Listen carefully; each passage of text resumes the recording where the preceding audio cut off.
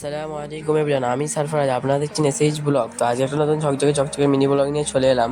আপনারা সবাই কেমন আছেন? আর তো বন্ধুগণ, দেখতে থাকো শেষ পর্যন্ত মিনি ব্লগটা। তো ঘুম থেকে উঠে মুখটা ধুয়ে চাটা খেয়ে নিলাম। তো 11:26 দেবে আব্বা দোকান থেকে নিয়ে আইসক্রিমটা এনেছিল, এখন খাবো। তো খাওয়ার কিছুক্ষণ পরে দোকানে চলে গিয়েছিলাম, এখন যাচ্ছি দোকানে, বরাবর দোকানে। তো এখন দোকানে চলে এসেছি, আলু কিনতে এসেছি। তো এখন আমার আলু কেনা হয়ে গেছে, এখন আলু কিনে বাড়ির দিকে যাচ্ছি। আমার সঙ্গে রায়হানও গিয়েছিল, তো রায়হান একটা কুরকুরে কিনতে গেছিল, যেটা হাতে নিয়ে আসছে। এখন ও আমার সঙ্গে কুরকুরে কিনতে গেছিল, এখন বাড়িতে যাচ্ছি। তো তারপর তো ব্লগটা কন্টিনিউ করতে হবে। এখন দুপুরে গেছে, ভাত খেতে বলছি, ভাত খেয়ে ব্লগটা কন্টিনিউ করছি। তো খাওয়ার পরে আমি আর আমার খালাতো ভাই গাড়ি নিয়ে বেরিয়ে পড়েছি। এখন 2:33 বাজে। তো একটু ঘুরতে যাচ্ছি। তো মরিগ্রাম ব্রিজের দিকে এসেছিলাম একটু, তো ওপার থেকে ব্রিজ থেকে তলায় নেবে ফের ব্যাগ ঘুরিয়ে চলে এলাম। তো বাদ দিয়ে মিনি ব্লগটা কন্টিনিউ করছি। ওখান থেকে অনেকটাই ঘুরে ফের একটা মাল নেওয়ার ছিল, মালটা নিয়ে বাড়িতে চলে এসেছি। এখন ছাদে উঠেছি একটা দরকারের কারণে।